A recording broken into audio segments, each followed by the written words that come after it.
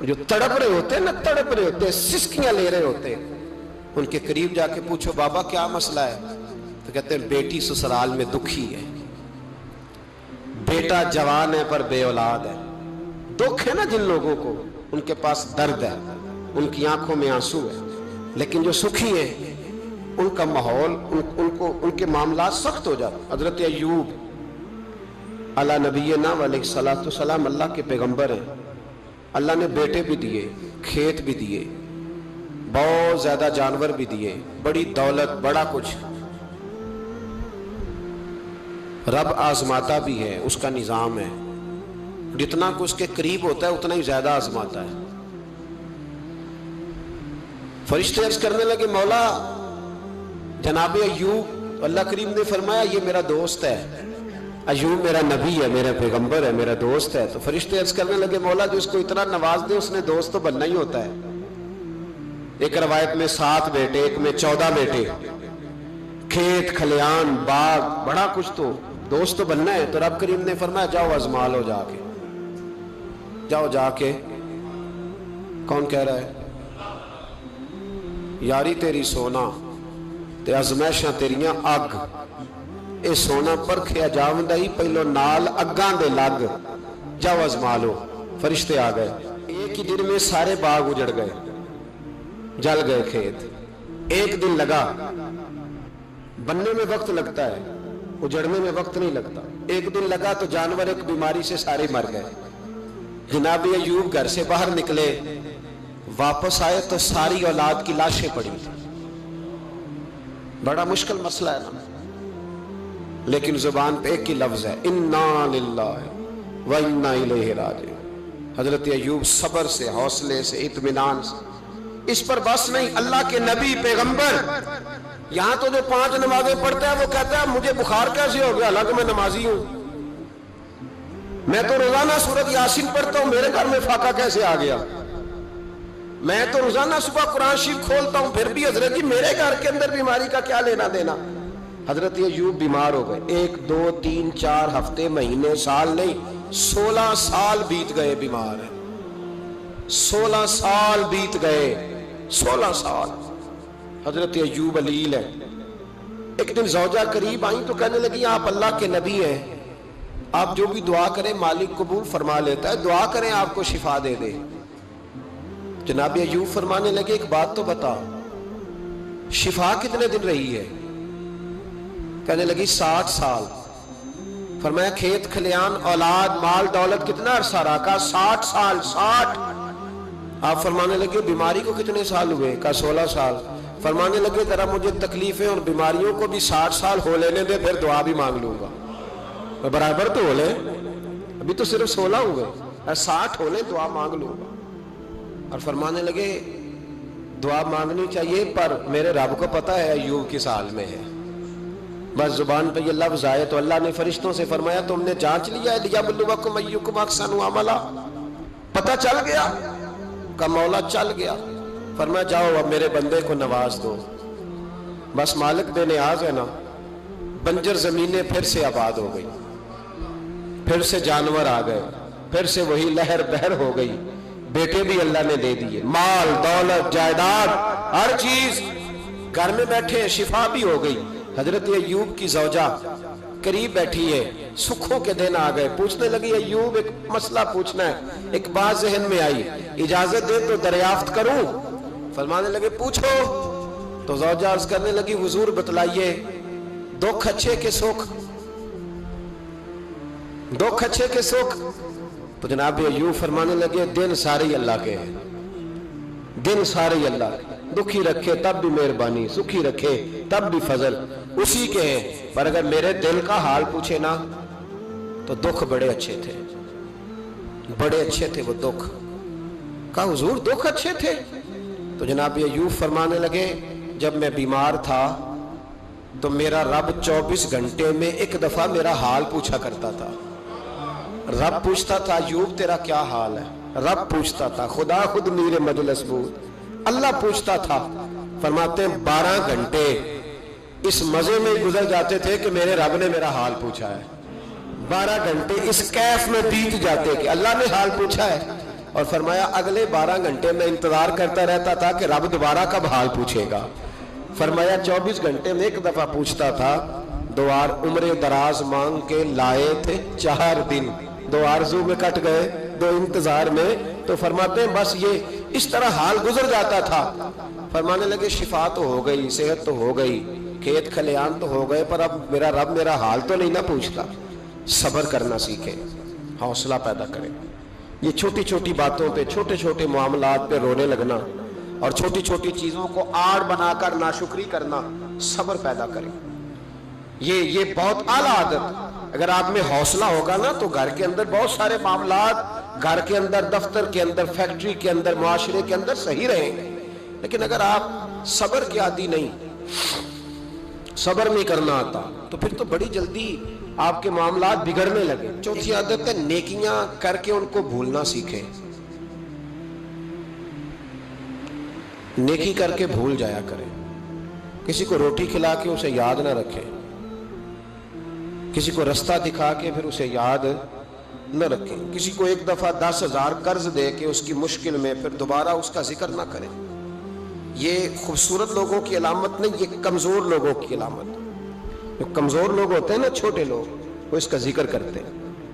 وہ کچھ جگہوں پہ اپنی نیکیوں کا اظہار کرتے ہیں. نیکی ہوتی وہ ہے جو بندے اور رب کے درمیان راز ہوتی ہے, جو اللہ اور بندے کے درمیان. اب نا اس عادت کی بڑی ضرورت ہے, بڑی ضرورت. ہر آدمی کہہ رہا ہے میں نے فلاں کے لیے بڑی قربانی دی. کون سی قربانی دی؟ سولی پہ لٹکا ہے تو کیا کیا ہے؟ میں نے فلاں لیڈر کے لیے بڑی قربانی دی. مثلا کیا کر دیا, کیا انقلاب. اور جب آپ نے کہہ دیا تو پھر وہ قربانی ویسے بھی ختم ہو چکی ہے, اب تو وہ ملیا میٹ ہو گیا. اظہار جو کر دیا. نیکی کریں پھر اس نیکی کو چھپائیں, اس کا اظہار. ہمارے ہاں پوسٹر بڑے لگتے ہیں, اجتماعی شادیاں.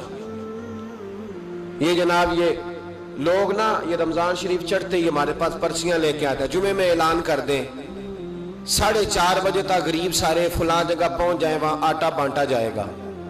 تو میں کہتا ہوں غریبوں کی لسٹ ہم سے لے لو, خود جا کے گھروں میں دے آؤ. یہ سنت نہیں نبی پاک علیہ السلام کی, یہ صحابہ کا طریقہ نہیں گھر جا کے دینا. یہ حضور علیہ السلام نے سکھایا نہیں رات کے وقت کسی کی خدمت کرنا. پہلے لوگ غریب کی بیٹی کو اپنی بیٹی سمجھتے تھے. اب غریب کی بیٹی کی شادی ہوتی ہے اجتماعی شادی میں, بڑا بورڈ لگایا جاتا ہے, پھر اخبار پہ فوٹو ہوتی ہے دولہے کی, یعنی اس کی ویڈیو بناؤ تاکہ اس کے پوتے بھی کل کو کہیں کہ ہماری دادی کی شادی خیرات میں ہوئی تھی, ہمارے دادا کا نکاح خیرات میں ہوا. ٹھیک ہے, ہم پر لوگ خشکی کا تانا لگاتے ہیں تو کوئی حرج نہیں, لیکن میں نہیں قائل. مجھے کہتے ہیں جی محفل میلاد پر ہم 11 بچیوں کی شادی کرائیں گے, تو میں کہتا ہوں آپ کو کیا ضرورت ہے, جو اگر دینا ہے تو جاؤ ان کے گھر جا کے غریب باپ کی ہتھیلی پہ رکھا ہو, بات ختم ہو گئی. زیادہ تحقیق کا تو ہمیں حکم ہی نہیں ہے. نیکی کر کے اس کا اتنا اظہار, اس قدر زیادہ اس کا نام. میں نے پہلے بھی کہا تھا, ایک دفعہ پھر کہتا ہوں, میں مساجد میں جاتا ہوں تو وہاں نا بورڈ لگے ہوئے ہیں, فلاں آدمی 100 روپیہ دیتا ہے, اس کا بھی نام لکھا ہے, 600 روپے والے کا بھی نام لکھا ہے, یہ 1000 روپیہ مہینے کا دیتا ہے. تو میں نے کہا آپ نے صرف یہاں نام لکھوایا, اس کا سارے جگہ پہ کیوں نہیں اشتہار لگوائے, تاکہ اجر دینے والے دے تو لیتے. میرے رسول پاک صلی اللہ علیہ وسلم نے فرمایا کچھ لوگ قیامت کے دن احد پہاڑ کے برابر نیکیاں لے کے آئیں گے, تو رب ان سے فرمائے گا تمہارے پاس, تمہارے لیے میرے پاس, میں تمہیں اجر نہیں دوں گا, جاؤ.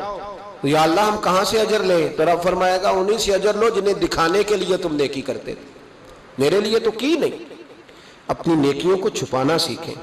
کوئی خیر کا کام کرے تو اس پہ پردہ ڈالیں, بچیں. میں مکہ شریف سے مدینہ طیبہ کی حاضری کے لیے جا رہا تھا, تو ایک جگہ رستے میں رک کے نا, حج کے سفر پہ تھے ہم لوگ, تو رک کے کھانا کھایا. تو کھانا اتنا اچھا تھا کہ میں نے کہا کہ ایک روٹی اور منگاؤ. کھانا کھا چکے, بل دینے کے لیے جب کاؤنٹر پہ ایک شخص پہنچا ہم میں سے, اس نے اس کو کہا کہ پیسے رکھ لو. کہنے لگا پیسے ہو گئے تمہارے. میں نے کہا کہ پیسے ہو گئے, کیا مطلب پیسے ہو گئے؟ ہم تو یہ 4-5 لوگ ہیں, ایک گاڑی کے مسافر تو یہیں بیٹھے ہیں, تو پیسے کون دے گیا؟ تو کہنے لگے صبح ایک شخص آتا ہے اور وہ پیسے دے جاتا ہے, کہتا ہے نہ صدقہ ہے نہ خیرات ہے, یہ ایک تحفہ ہے, بس جو میرے نبی کے شہر جاتا رستے میں مسافر ٹھہرے اسے میری طرف سے کھانا کھلا دینا۔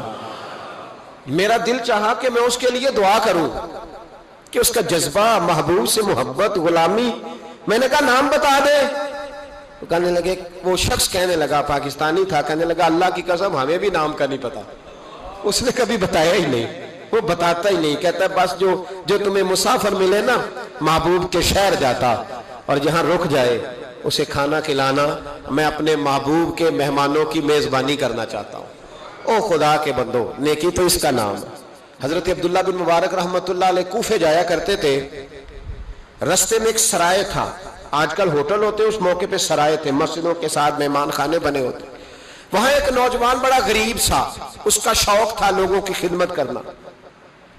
آپ جاتے تو وہ نوجوان رستے میں ملتا، آپ کی خدمت کرتا، پانی لا کے دیتا، پانی بھر کے رکھتا، وضو کراتا، خدمت کرتا۔ اکثر آپ علماء سے ملنے جاتے، علماء کوفہ سے یا کسی اور سفر پہ، تو اس رستے گزرتے، نوجوان بڑا اچھا لگتا۔ ایک دن آپ تشریف لائے، نوجوان وہاں نہیں تھا۔ آپ نے لوگوں سے پوچھا وہ کہاں ہے؟ کہنے لگے حضور غریب تھا، قرضہ بڑا چڑھ گیا، تو کسی نے مقدمہ کر دیا ہے، کوتوالے شہر گرفتار کر کے لے گیا ہے، اور وہ بڑا ہی پریشان ہے، جس کے پیسے دینے ہیں وہ بڑا سخت ہے، اس نے اسے بڑا تکلیف میں رکھا ہے اور وہ عذاب میں ہے۔ وہ نوجوان کہتے ہیں کہ میں سخت کرب میں تھا، رشتہ دار، دوست، احباب، سب کو میں نے پیغام دیے، لیکن کوئی میری مدد کو نہ پہنچا، ساری عمر ہی آٹا گد ہے، میں لکھاں کیتے نہیں پیڑے، اب وقت آیا ہی تے محمد بخشا، کوئی نہیں ہو بیٹھا نیڑے۔ فرماتے میں شدید تکلیف میں تھا، کوئی میرا پرسان حال نہ تھا۔ حضرت عبداللہ بن مبارک کو جب پتا چلا تو چپکے سے گئے، کوتوالے شہر کو کونے میں بلایا، فرمایا اگر میں اس کا قرضہ دے دوں تو آزاد کر دو گے؟ اور تم بھی جانتے ہو اور سارا کوفہ جانتا ہے کہ جان بوجھ کے نہیں دبائے، مجبور ہو گیا ہے، غریب ہے، مہلت مانگ رہا ہے، میں دے دوں تو آزاد، کہا حضور آپ دے دیں، کر دیں گے آزاد۔ کہتے پیسے دیے اور دے کے کہنے لگے ایک وعدہ کر، میری زندگی میں کسی کو بتائے گا تو نہیں کہ میں نے دیے؟ کوتوال کہنے لگا حضور زمانہ حیا کرتا ہے تو میں بھی کروں گا نہیں۔ اب اس میں اختلافی چیزیں بھی اس واقعے میں بزرگوں نے لکھی ہیں، کہتے ہیں بتایا، کسی کو بتاؤ گے تو نہیں؟ کہا جناب نہیں بتاؤں گا۔ حضرت عبداللہ بن مبارک رحمت اللہ نے پیسے چکائے، خود سفر پہ چلے گئے، کوتوالے شہر میں آزاد کیا۔ کہا کس نے دیے؟ کہا کوئی نیک تھا جو دے گیا۔ وہ شخص بڑا خوش ہوا، دعائیں دینے لگا، کہتا میں ڈھونڈنے لگا میرا محسن مجھے مل جائے، وہ ملے نہ کبھی مجھے، اس کے ہاتھ چوموں، اس کے پیر چوموں، میں اس کی نوکری کروں، میں تو غلام بے دام بن گیا، کوئی آیا چھڑا کے چلا گیا۔ کہتے میں ڈھونڈنے لگا پر وہ ملتا ہی نہیں، بڑا ڈھونڈا، بڑا تلاش کیا۔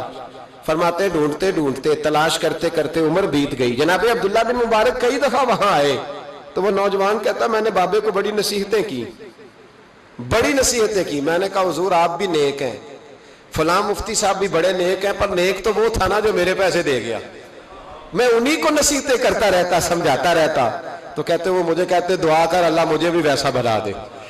کہتے میں نے کئی دفعہ انہی کے منہ پہ کہا کہ حضور کمال تو وہ تھا نا جو میری اس عالم میں مدد کر گیا۔ کہتے ہیں وہ رو پڑتے اور مجھے کہتے میرے لیے دعا کرنا۔ عمر بیت گئی، زمانے گزر گئے، میں ڈھونڈتا رہا، میں اپنی نمازوں میں اسے دعائیں دیتا رہا، میں اپنے افطار میں اسے دعائیں دیتا رہا، میں حج و عمرے میں دعائیں